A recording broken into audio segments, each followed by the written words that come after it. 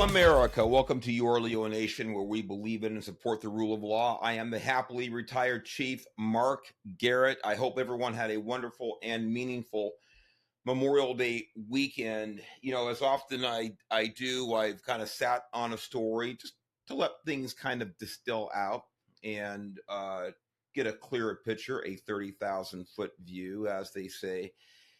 And I'm referring to the New Orleans Parish jail break from several days ago now. It's, well, I guess it's mind-boggling. I use that phrase a lot because there are so many mind-boggling things that happen in our society and in law enforcement and in court. You don't know where to begin sometimes. But this is a beauty, so to speak. It's horrible. Not making light of it, not making fun of it, but as far as debacles go, boy, it's right up there in recent history. So I'm going to start off here. I'm going to read an article here from you from Fox News. Yes, I often go to the detractors, the known detractors for law enforcement and rule of law for sources, but today I'm going to Fox News. This is actually talking from the point of view of the DA there in New Orleans. And I don't know anything about him. I haven't researched him. I know his biography. I don't know his positions on any number of issues. But I can say right now, watching this DA, he's done a good job. He's been clear. He's been forthcoming. He's been available.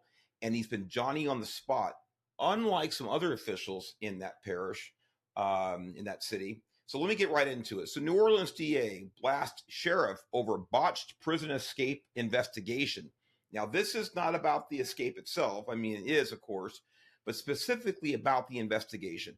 Why is this so important? Look, the city of New Orleans, I think the entire parish, I'm not sure, whatever, but it's been under a federal consent decree for about, I don't know, I want to say 12, 13 years. Why?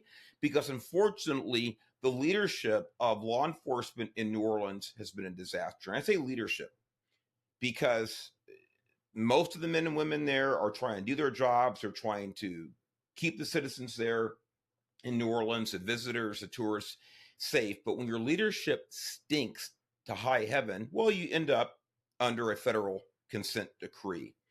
This is really important because when you think about this escape, when you think about 10 inmates, some of them have convicted murderers. They're already convicted murderers, convicted of killing multiple people. One of these guys here, I'm not going to get into details to these idiots because they're all bad, evil people. Some of them are evil, some of them are just bad. But some of them are evil where they've murdered a number of people, other on trial for attempted murder, probably murdered people. And they're being held in a facility that, to my knowledge, is under a federal consent decree. You would think you'd be doing everything possible to be in line with the protocols established by this consent decree. But reality does not show that to be the case. So about the investigation, the New Orleans Parish DA torched the county sheriff for failing to order a crime scene investigation after 10 inmates escaped from the New Orleans prison on Friday. Again, this is about 10 days ago or so, give or take, I think now. Maybe not quite that, about a week. DA Jason Williams said in a Thursday afternoon press conference that he learned from the New Orleans Police Department Superintendent Ann Kirkpatrick that Sheriff Susan Hudson never requested a formal crime scene investigation from the jail cell the 10 mates used to escape. You got to scratch your head. You have to, I mean, this is why I say mind-boggling. Sorry, I can't come up with a better phrase. But the New Orleans police, now again, I'm assuming the protocol here, if there's a crime or something that needs to be investigated or should be investigated in the county jail, apparently they reached out to the police department because that's what it says here, that the PD superintendent, Ann Kirkpatrick, and we're going to talk about her in a second, she said that the sheriff never requested a formal crime scene investigation from the jail cell. So there's one of two things going on here. Either you have two people, head of respective agencies, that are so inept that they should be removed immediately from their respective positions. And or, by the way, it doesn't have to be one or the other. It can be an and or, that the PD chief is trying to save face for the sheriff by not saying, hey, I called her and said, we need to go out there and do a crime scene investigation, but she said no. I don't know what happened. But in other words, this is so beyond the imagination of anybody who's ever been a first-line supervisor, for that matter, a good cop. Preserving a crime scene of this magnitude, where you have 10 horrible people escape from a holding facility, and there's no crime scene investigation done right away. And again, I just say I don't know what happened behind the scenes. I would imagine that these two people talk to each other, the sheriff and the superintendent of the PD. I would hope they have open lines of communication. I hope they have a relationship here, professional relationship. I don't know. But if they don't, it's another red flag about how inept the entire culture there of law enforcement leadership is. Now, why am I so suspicious of Ann Kirkpatrick to begin with, the PD head? Let me remind you, let me refresh your memory. Do you remember a little incident? I'm being facetious here. Do you remember on New Year's Eve, New Year's Day, technically about 5 months ago in New Orleans, this madman killed, I think it was 14 people, ran them over with the automobile, Bourbon Street. Killed, I think, again, 14 people, something to that effect. I don't know if you remember a press conference that the PD superintendent, Ann Kirkpatrick, had, but they were asking about protocols and so forth and so on. And she was asked by some of the press why they had not deployed some of the Archer barriers. These are basically anti-vehicular barriers, make it almost impossible or very close to for vehicles to penetrate. You see them all over the place. You see them around government buildings, things like this. Why didn't you deploy the city's Archer barriers? Here on New Orleans, it's New Year's Eve, things like this. It just seems like it would be a good thing to do to prevent the possibility of an incident that we saw occurring. And she said, "Oh, I didn't know we had those barriers." This is the head of the police department in the city of New Orleans, ladies and gentlemen. But it gets worse. Those barriers had been available for use and had been in use. They had used them since 2017. A good 7 or 8 years prior to the horrific incident 5 months ago. And she did not know, as head of that agency, who has Mardi Gras, New Year's Eve, these super high profile events in her city, did not know that she had access to those types of resources. This is the person that should have been, supposedly is, whatever, in communication with the sheriff who oversees the facility that's under a consent decree that allowed these inmates to escape. This is what's happening in New Orleans. Absolute tragedy. Time, this is DA Williams again, Jason Williams. Time is also of the essence when trying to get good DNA samples or collect fingerprints to make sure those areas are not molested or destroyed in any way, he told the media. So I am deeply concerned that there was not an immediate request by the sheriff to our local crime lab to get in there and examine, document, preserve, and collect all of the forensic evidence that was available so we could already be tested. Going back a little bit, you would think, this is what I said, I don't know if the PD superintendent is covering for the sheriff, just try to save face, but who knows? I don't know. Maybe she got on the phone and said, hey, we need to come over there and conduct a crime scene investigation for you. And the person said no. The sheriff said, I don't know what happened. But either way, it's a travesty And like this DA, Jason Williams, saying is that they've likely lost, not likely, they've certainly lost some level of evidence now. There's no doubt it's been degraded. It's probably been manipulated, um, intentionally or otherwise. I say intentionally otherwise because we know that involved in this escape were, at least to my knowledge, at least one of the jail employees, probably more. He has also demanded that the sheriff's office preserve and turn over all surveillance footage from the jail from April 1st until Wednesday, obviously time of the escape, as well as any other pertinent investigatory materials. It has been nearly a week since 10 inmates, some wanted for violent crimes like murder, brazenly escaped from their cell over the jail's fence into the New Orleans community. They taunted authorities on the way out with written messages on the wall, including one that said, "Too easy, LOL." Of course, they spelled TO instead of TOO, too easy. Just an observation. 5 of those inmates, including Derek Groves, who was a convicted killer of 4 people, are still on the loose. By the way, I think it's down to 2. I can't remember if he's been apprehended now, but they're down to about 2 outstanding as of today's recording. Williams even suggested that members of the sheriff's department could be under investigation in the escape. So we already know that one guy's already admitted to that he helped them escape because he got threatened. He was fearful for his life.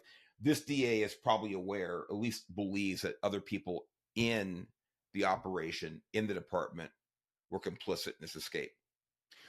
We've sent letters out to our sheriff asking that she and all members of the Orleans Parish Sheriff's Office and any maintenance workers or crew members submit the voluntary samples of DNA and provide fingerprints so that they can be included or excluded from this investigation, he said. Now, think about this. Apparently, there's still some delay in that. Can you imagine? Well, I'll tell you right now, if I were in that situation and someone said, "Hey, chief, sheriff, whatever it is, we want a sample of your DNA fingerprints to include or exclude," where do I sign up? How many swabs do you want? Do you want electronic fingerprints? Do you want ink fingerprints? What do you want from me? Because I know that I would never be involved in such a thing. But when you have people dragging their feet to provide these samples, you have to wonder what in the hell is going on? What in the hell is happening in their mind? And by the way, who's advising them? If they're totally innocent, they're not complicit in this at all, who, whether it's PR, attorneys, who's advising them to drag their feet on this? This is where suspicion starts, ladies and gentlemen. This is where fingers begin to get pointed. And this, most importantly, is where the public continues. I don't say loses because they've already lost a lot, but continues to lose faith in law enforcement officials when they do crap like this.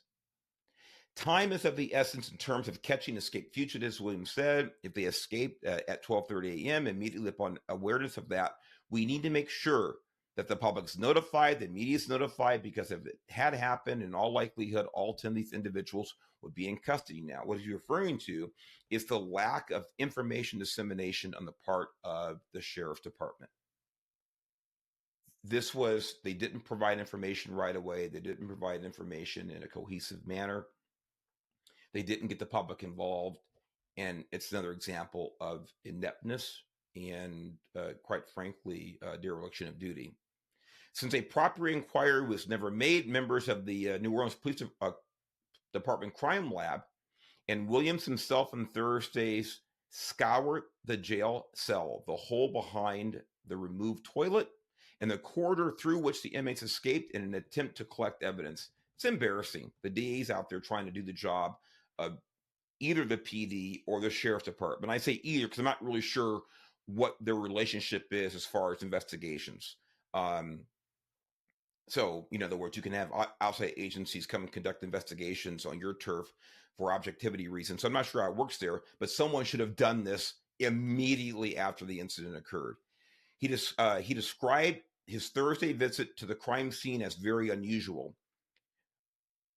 But we have to make sure that we are focusing on the crime scene, the destruction of those bars, of the toilet, who could have assisted these individuals in getting out, whether they were in a uniform or not in a uniform, Williams said. And obviously, fingerprints, DNA, these pieces of evidence tell a story. And that's the type of evidence that a jury is going to be looking for when it's time to hold someone accountable. And we need to make sure we are holding the right people accountable. See, this guy's not messing around. Again, I don't know anything about him other than what he's doing right now. And I give him kudos because this guy is not pulling any punches. He's not afraid of any political pushback here. And I said I give him a lot of credit. Hudson, now again, this is the sheriff, earlier this week suspended her campaign for re-election as sheriff, saying her priority was to focus solely on catching the fugitives. I think that she should focus primarily on getting a new job. That's what she needs to be doing. And by the way, if the people of New Orleans Parish vote her back into office, if she does run for re-election, you are as bad or as worse than she is, ladies and gentlemen. I hope you're hearing this right now, because this person needs to go. And so forth and so on. By the way, Sterling Williams, a different Williams. I got the Williams DA, and this is Sterling Williams, 33, who was an employee of the Orleans Parish Sheriff's Office, has been arrested and charged with 10 counts of principal to simple escape and 1 count of malfeasance in office for allegedly turning off the water in the cell from which the escapees fled. He is being held on $1.1 million bond, $100,000 per count in the, I can't pronounce it, Parish Jail. It's a long French name, and I'm not going to try to mess that one up. On Wednesday, against this last week, the Louisiana State Police, LSP, announced that 2 more people were arrested for aiding the inmates after their escape. Now, ladies and gentlemen, as I finish this article up, I want you to listen carefully, really focus on what I'm talking about, aiding and abetting, because we're going to jump right to another topic briefly before we end the show. But it's really, really important to focus in on that. Courtney Harris, 32, of New Orleans, and 38-year-old, I can't pronounce it, Corvante Baptiste of Slidewell were arrested for assisting the fugitives. They are also being held at the blah, blah, blah county jail. On Thursday afternoon, Louisiana Attorney General Liz Morrell announced on X that Harris's bond was set at $2.5 million and Baptiste's bond was at $1 million. You will be arrested and prosecuted if you assist these escapees in any way, she warned in the Post. Sources close to the investigation told Fox News that Baptiste was Corey Boyd's girlfriend. She allegedly did not cooperate with the police and said she did not participate in the escape. Boyd was captured by Louisiana State Police on Tuesday night. And the article goes on. Very important. I wanted to lay the foundation there just about how bad, how unfortunately still corrupt. When I say corrupt, I mean in the sense of dereliction of duty, of simply not doing what you're sworn to do to the best of your ability. So they were getting into near the end of that previous article about the bonds, and they were high bonds, 2 million, 1 million, 2.5, blah, blah, on and on and on and on and on and on. Well, this is 4WWL. Not sure what that publication where it's from.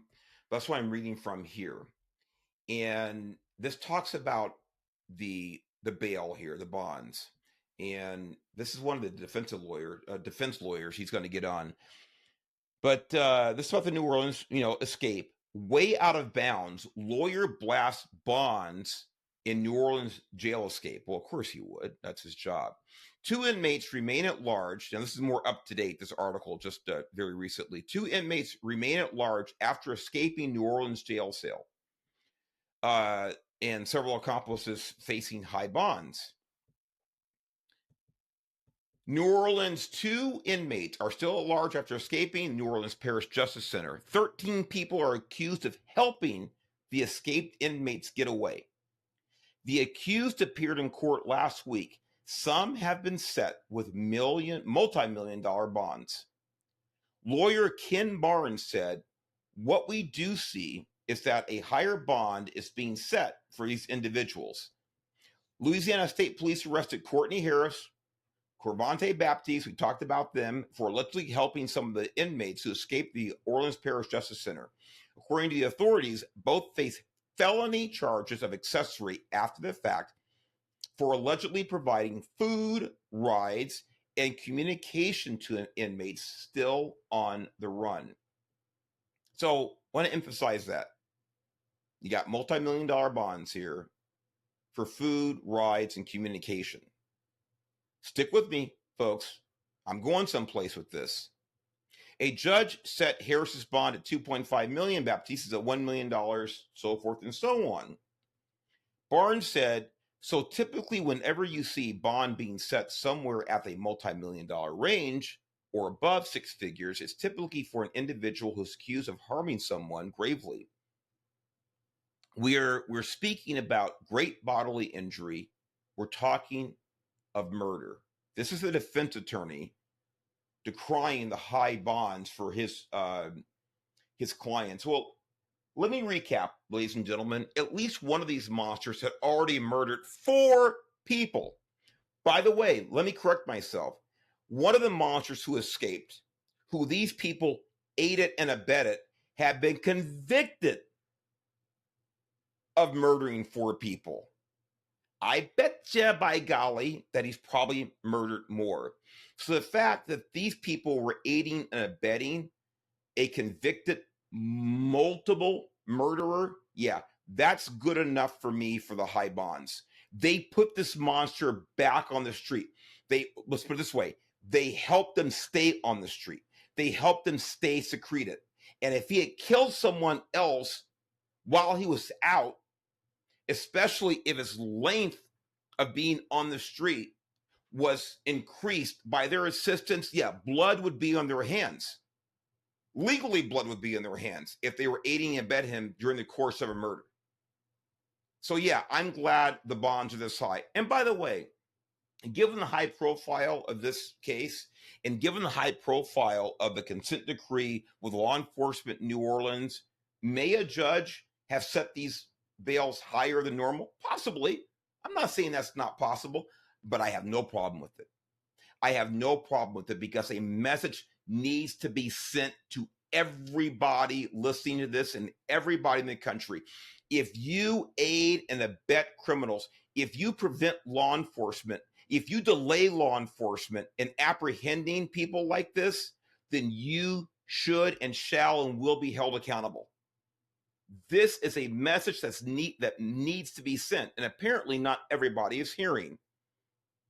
So it goes on and on. I won't bore you with the rest of the article here, but this is talking about the high bonds here, and it gets deep into the weeds about what some of these people did in regards to aiding and abetting, or interfering with, or delaying law enforcement, obstructing an investigation. It may sound familiar to those of you who listened to my show last week, because now we're going to tie this together. Now, by the way, these are 2 separate stories, but they're also related. I wanted to emphasize the malfeasance in New Orleans. I wanted to emphasize how important it is for law enforcement and the prosecutors to get to the bottom of this and hold people accountable.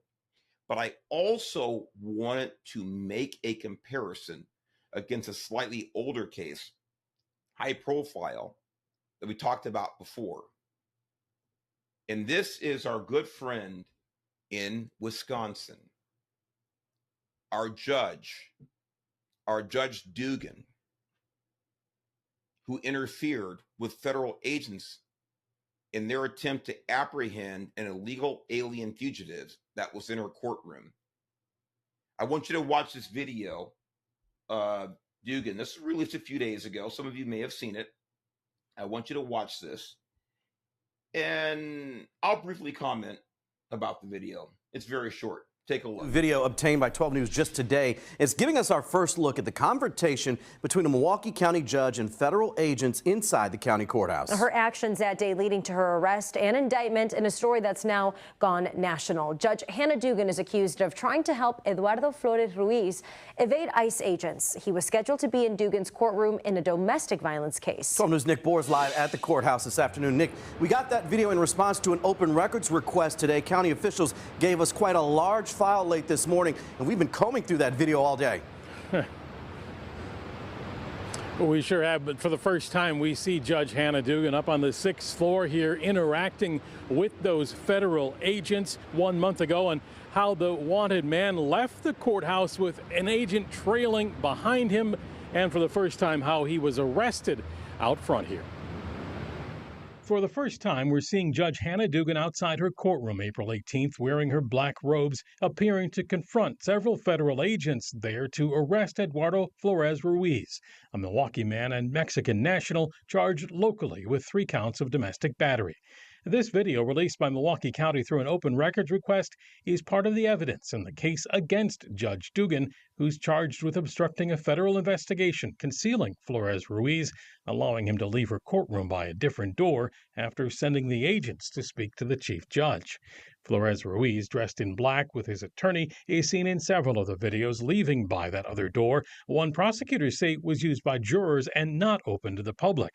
As he leaves, though, he is seen in the hallway, followed by another agent. As Flores Ruiz gets into the elevator to leave, the agent slips in as well. According to the criminal complaint against Dugan, that agent followed them down.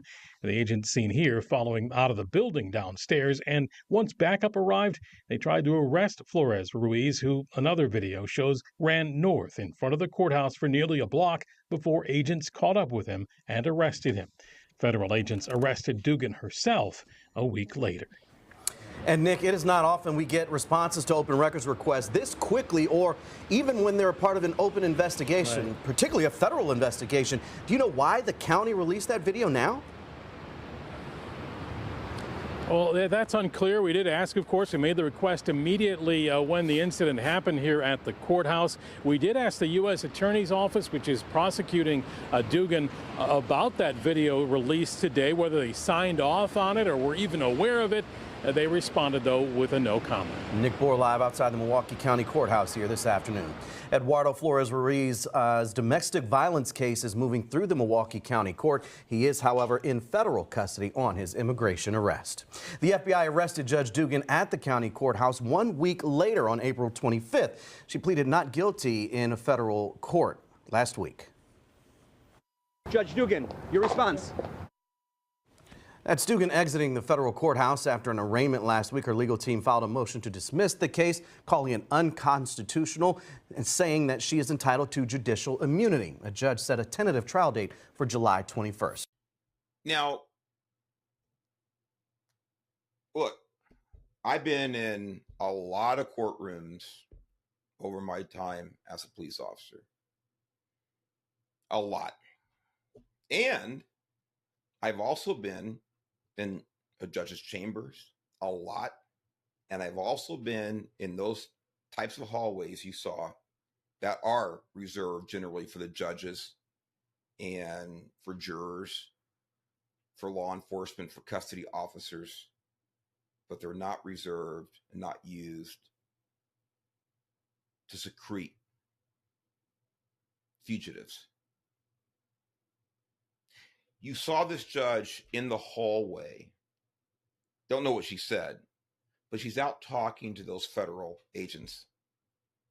I can only assume that she's, first of all, trying to identify who they are and specifically what they're there for. She knew they were out there.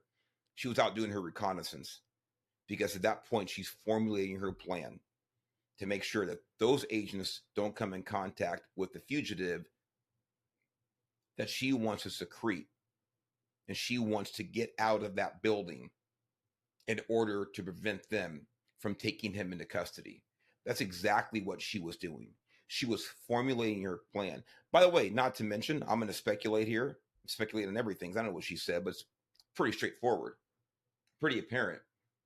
I wouldn't be surprised if she was hoping to intimidate those agents, going out there in her robes and showing herself off. Wouldn't surprise me a bit if that was what she was doing. It's despicable. Now, what does this have to do with New Orleans, the escape? It speaks for itself. Look at the people who've been arrested and are being held with high bails, because they assisted, they aided, they abetted, and then they delayed law enforcement. They made it more difficult for law enforcement to apprehend these murderers and other violent criminals. By the way, not to mention putting officers in danger. You see here with the Dugan case, after those agents, they stuck to it. They found the guy back out in the public hallway and followed him down. What did he do? He ran. They had to chase him for a block before they caught him. Does that put the officers in more danger than they would have if they'd been able to arrest him in a public place right there in a confined location with force around him in that courtroom or the courthouse? Of course it did. She's responsible for the risk that those officers, agents endured. She's responsible for that. And any harm that might come to an officer, an agent in Louisiana or wherever these guys are, they're now the last two, any officer that finds himself or herself in harm's way or gets injured, or God forbid, something worse when they're trying to take one of these violent monsters into custody, it's because people inside and outside of that facility in New Orleans aided these people and made it more difficult for law enforcement to do their job safely. This is why it's so important for a judge like Dugan to be held accountable, to be held to the highest extent of the law, because she is supposed to be the final say, so to speak, in the law. And she violated it. She put these agents at risk, and I hope that she pays the price criminally. For your Leo Nation, I'm Mark Garrett. God bless you. God bless our men and women, our frontline men and women out there every day doing the best job they can. And unfortunately, sometimes under not the best leadership. See you next time.